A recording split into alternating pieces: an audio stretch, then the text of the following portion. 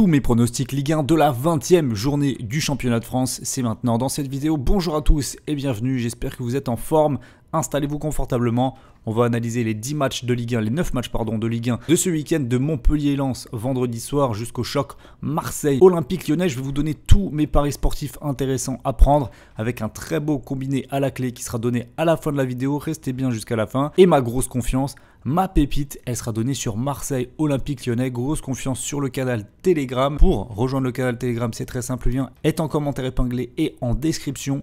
Vous cliquez, vous faites la demande d'adhésion et je vous accepte très rapidement. Pourquoi ce match est sur Telegram? Tout simplement parce que l'Olympique Lyonnais a remercié Pierre Sage. C'est dur, mais c'est comme ça. Paulo Fonseca devrait arriver. On va voir comment l'Olympique Lyonnais va réagir à cette nouvelle. Il y a beaucoup d'incertitudes qui entourent ce match, notamment par rapport à la compo lyonnaise. Qui va jouer? Quels seront les hommes forts? Est-ce qu'on aura vraiment Paulo Fonseca sur le banc dimanche soir ou pas? Dans tous les cas, ce prono, c'est une pépite. Le match aller avait déjà été fou avec 3-2 pour l'OM et donc ce match est sur Telegram. On continue, on commence plutôt avec Montpellier contre Lens, avec peut-être un premier pronostic intéressant ici, une tendance plutôt en faveur de Montpellier qui reste sur 2 victoires consécutives, qui a beaucoup d'enjeux. Ils ont dépassé Le Havre au classement, ils ne sont plus derniers. Il y a des réels motifs d'espoir, surtout qu'on a vu une équipe avec du mental, parce qu'ils étaient menés contre Monaco, ils s'imposent 2-1. Même chose contre Toulouse, ils sont menés 1-0, 62e, 83e, ils renversent la situation.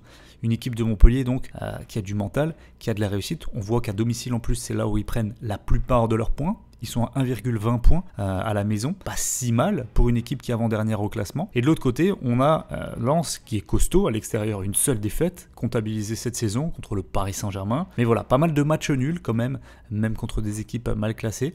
Rennes ici qui est juste devant Montpellier. Et surtout des matchs assez disputés. On voit qu'à l'extérieur, ils ont gagné 2 fois 2-0 ici. Et c'est souvent des matchs assez scriptés, j'ai l'impression. Vous voyez, 1-0, 1 partout, 2-2, 2-0, 1 partout, 1-0, 2-0, 1 partout, 3-1. Il n'y a pas réellement de fantaisie dans les matchs lensois à l'extérieur. Donc je pense que Montpellier a une carte à jouer ici. On a une équipe de Lens qui est irrégulière cette saison. D'ailleurs, on le voit sur les 8 derniers matchs. Une défaite, 2 victoires, un nul, une défaite, une victoire, un nul, une défaite, une victoire, c'est irrégulier. La victoire face à Angers la semaine dernière, elle n'est pas incroyable. Moi, je pense que Montpellier existera dans ce match. Je ne pense pas qu'il y aura une tendance très nette. Lens à 1,82, ça me semble assez bien coté, quoique un peu faible. Honnêtement, je les aurais mis à 2,10 même peut-être par rapport à mon analyse et à ce que j'imagine de ce match-là. Donc en fait, sur le pronostic qu'on va prendre ici, on va tout simplement aller chercher quelque chose de super intéressant qui est Montpellier. Perd de 1 but maximum et Lens marque moins de 3 buts dans la rencontre. Si on analyse bien les prestations à l'extérieur, déjà, Lens n'a jamais mis plus de 2 buts à l'extérieur. Et la forme récente de Montpellier invite à l'optimisme. Sur les 8 derniers matchs, une seule fois, Montpellier a encaissé 3 buts. Ici, on est sur un premier pronostic intéressant avec une cote à 1,47. On va enchaîner sur la rencontre entre Brest et le Paris Saint-Germain. Une équipe de Brest qui s'est donc qualifiée assez brillamment en Ligue des Champions pour la phase de barrage, qui pourrait d'ailleurs retrouver le Paris Saint-Germain en fonction du tirage qui aura lieu vendredi. Je tourne cette vidéo jeudi, donc je ne le sais pas encore. En tout cas, 2 équipes qualifiées. Paris est très fort en ce moment. Là, ils l'ont vraiment montré avec une victoire plus qu'impressionnante contre Stuttgart. Alors, il y a eu ce nul 1 partout contre Reims la semaine dernière. On va se mettre sur les stats plus en détail. Mais voilà, si on fait le bilan quand même des 2-3 dernières semaines, voire même du début d'année du Paris Saint-Germain, c'est très bon. C'est très bon, il y a une vraie montée en puissance depuis la fin de la trêve. Et là, on est vraiment sur une équipe qui devient très intéressante. Et c'est bien, parce que Paris est en train de monter en puissance au bon moment. Alors, il faudrait quand même que ça se matérialise par une grosse victoire en Ligue 1, sachant que la dernière vraie victoire référence en Ligue 1, c'était contre Monaco, le 18 décembre, 4-2. Je ne prends pas celle contre Lens, parce que honnêtement, c'est pas un hold-up, mais presque. Lens les a vraiment bien gênés. C'est pas un match où on se dit, ok, Paris est un très solide leader. Maintenant, on a un PSG donc, qui est invaincu cette saison. Une équipe de Brest qui prend la majorité de ses points dans son stade cette saison, mais qui, contre les grosses équipes, a pris cher quand même. 3-1 contre Paris à l'aller, 5-1 contre Marseille chez eux, 3-2 à Monaco, 1-0 perdu contre Nice et 3-1 perdu à Lille. Donc c'est que des défaites. Ils ont juste battu Lyon à domicile. Mais bon, le Lyon de ce moment est quand même à revoir, on va dire. Avantage Paris Saint-Germain sur la forme. On va voir si c'est un turnover, mais bon, ça pourrait également être le cas pour Brest qui a joué le Real Madrid cette semaine. Au niveau des cotes, les bookmakers nous mettent le PSG à 1,44. Je suis assez d'accord avec cette cote, même si pour le suspense, j'aimerais bien une petite contre-performance parce que quand même, on n'a pas vraiment le droit au suspense avec Marseille qui est 9 points derrière. Donc ici, le pronostic que j'ai envie de vous proposer, ça va tout simplement être le but pour les deux équipes avec une cote à 1,62. Je pense que Brest a quand même la capacité de marquer à domicile. On voit que là, ils perdent 3-1, 5-1, 3-2, 1-0, 3-1. Il y a quand même 4 matchs où ils mettent un but minimum. Et cette équipe du Paris Saint-Germain, à l'extérieur, elle a encaissé 2 buts à Monaco, elle encaisse à Nice, elle encaisse à Lille, elle encaisse à Lens. Il y a juste contre Marseille où ils gagnent 3-0. Mais sinon, là, on l'a vu encore contre Stuttgart cette semaine. En fait, dès qu'il y a un petit turnover côté PSG, dès que c'est pas le 11 vraiment titulaire, et c'est sûr que ça va tourner parce qu'il y a quand même un enchaînement de matchs qui est costaud, et bien ça finit par encaisser des buts. Donc je crois vraiment en la chance de Brest de marquer. S'ils sont pas trop fatigués physiquement, ils vont le faire. On va enchaîner ensuite avec Monaco contre l'AJ Auxerre. Là on a une tendance assez déséquilibrée puisqu'on a une équipe de Monaco qui est dans le haut du classement, mais surtout une équipe de Auxerre qui est en train de perdre un petit peu le fil de sa saison. C'est dommage, cote à 1,31 pour Monaco actuellement, et on voit que sur les 8 derniers matchs, Auxerre, il y a une seule victoire. La dernière victoire, c'était le 24 novembre, 1-0 contre Angers. Là, il y a des résultats, alors tantôt inquiétants, tantôt pas si mal. Ils font 0-0 contre Lille, ça va. Ils font 2-2 contre Lens, c'est pas mal. 0-0 contre Paris, c'est très bien. Mais à contrario, voilà, ils perdent à Toulouse, ils perdent à Strasbourg 3-1, ils perdent à Angers 2-0. Donc là, à l'extérieur, l'optimisme n'est pas de mise, clairement. Mis à part l'exploit 3-1 contre Marseille cette saison, les faits d'armes de Auxerre sont quand même relativement limités.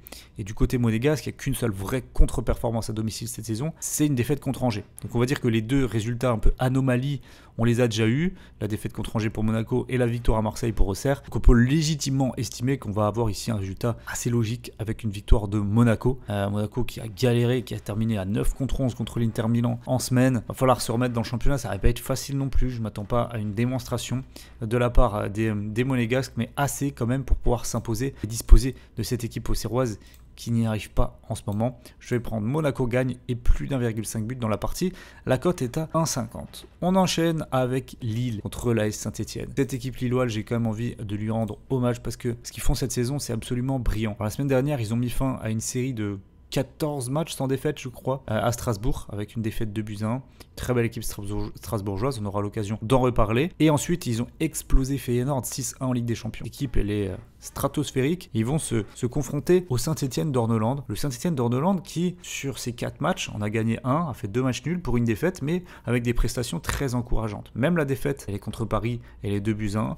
Ils ont existé, ils perdent 2-1. Franchement, c'était vraiment intéressant. Donc, optimisme pour Saint-Etienne maintenant. Les voir venir gagner à Pierre-Mauroy, j'y crois pas. Lille n'a perdu qu'une seule fois à domicile cette saison, c'était 3-1 contre le Paris Saint-Germain.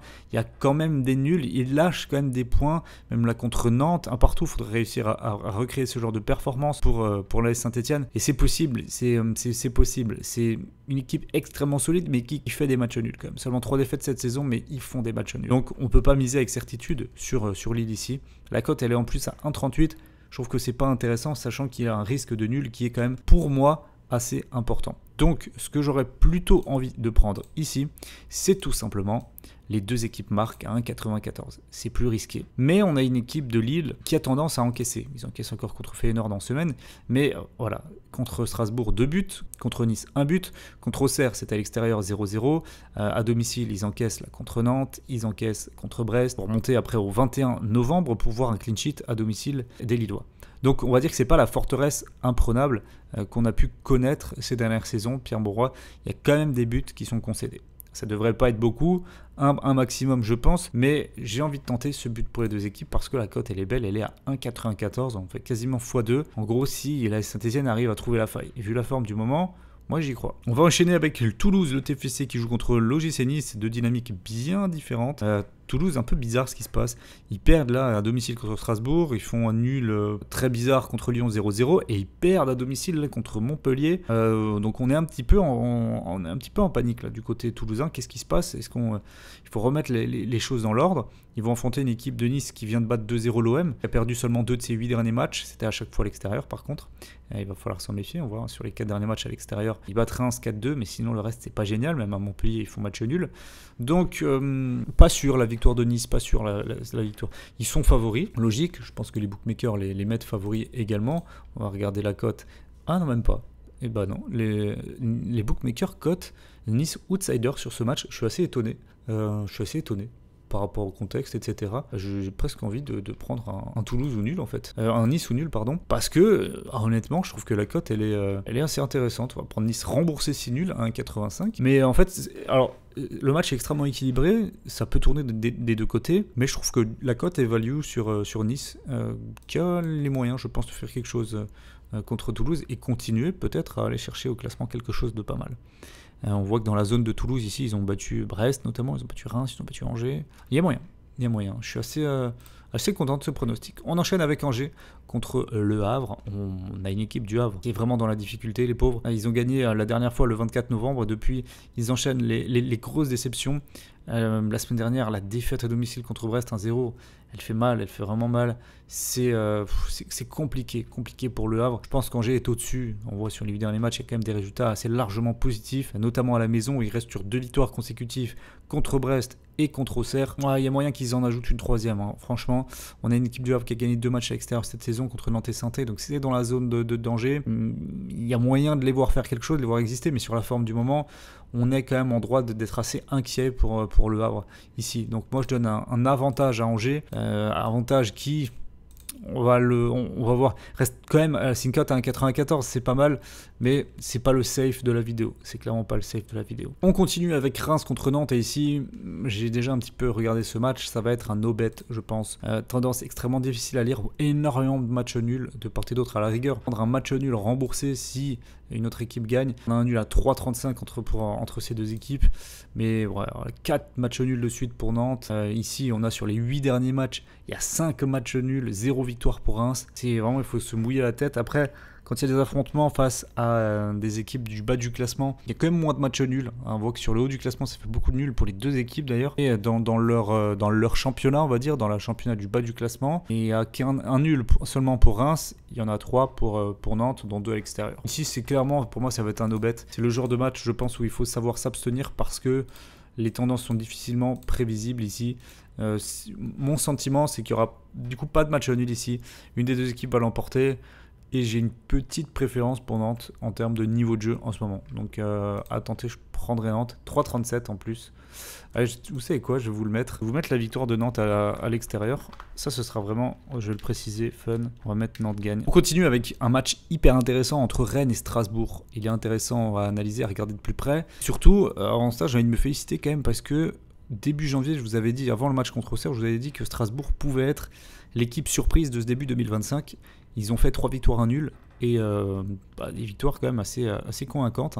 À Toulouse, contre Auxerre 3-1, contre Lille la semaine dernière et le nul à Marseille dans un match assez intense. Ils vont affronter une équipe de Rennes qui est en crise, clairement. Ils n'ont pas gagné encore en 2025, et même au contraire, ils ont tout perdu. Alors à chaque fois dans des matchs spectaculaires, 3-2, 2-1, 2-1, 3-2. Apparemment, je chaufferais déjà pour Sampaoli et son poste de coach de Rennes, à voir. Strasbourg pourrait bien les enfoncer. Honnêtement, moi je ne vois pas Strasbourg perdre à l'extérieur. Souvent des matchs extrêmement spectaculaires. On peut mettre, je pense, les deux équipes marquent de manière assez certaine. Mais je pense qu'il y a un fun également à aller tenter ici. Avec Strasbourg ne perd pas et les deux équipes marquent. On est sur une cote à 2,65. Là, ça commence à devenir intéressant. Il y a des belles opportunités ce week-end. Et donc on termine avec l'Olympique de Marseille contre Lyon. Ici, je vous l'avais dit, la grosse confiance, elle est sur Telegram. J'ai vraiment hâte de voir ce match. Je pense que ça va être hyper intéressant de voir comment Lyon va réagir. Lyon qui était dans une période, alors c'était pas nul, mais c'était moins bon. Voilà, il y a 3 matchs sans victoire ici, contre Brest, Toulouse et Nantes. Ça fait chier, on va pas se le cacher, quand tu gagnes qu'un match contre ces équipes-là, c'est dommage. Marseille déçoit la semaine dernière, 2-0 perdu contre Nice, mais il reste deuxième du championnat, notamment grâce à cause de Monaco qui a bien ralenti ces dernières semaines. Mais voilà, il ne faudrait pas rejouer à ce genre de match. Enfin, on va dire que Nice a montré en fait le pas. Nice a pressé vraiment très bien l'Olympique de Marseille qui n'a jamais vraiment réussi à mettre son jeu en place. Est-ce que Lyon va réussir à le faire? Lyon, c'est une équipe qui aime bien presser aussi. On va voir ce que ça a donné. C'est intéressant. Dans tous les cas, je pense que ça va être un peu comme le match aller où on avait eu un score et un scénario vraiment fou avec ce 3-2 victoire Marseille. C'était magnifique. Je m'attends vraiment à un grand match encore sur ce retour. Il faudra voir comment Lyon juste aborde la partie niveau psychologique avec le départ de Pierre Sage. Mais sinon, par rapport à ce qu'on voit de la saison des deux équipes, je pense qu'on va encore se régaler. J'ai pas de pronostic à vous donner sur ce match-là. Je vous ai dit, la grosse confiance, ça sera sur Telegram. Pour la rejoindre, vous cliquez directement sur le lien en bio. Merci à tous d'avoir suivi la vidéo. N'oubliez pas de liker, de vous abonner, de mettre la cloche des notifications pour ne pas rater les prochains contenus. Et moi, je vous retrouve très vite pour les top matchs. Demain, je vais vous faire une vidéo sur les pronostics des top matchs Europe du week-end. Allez, très bon week-end à tous et à bientôt sur les réseaux. Ciao, ciao.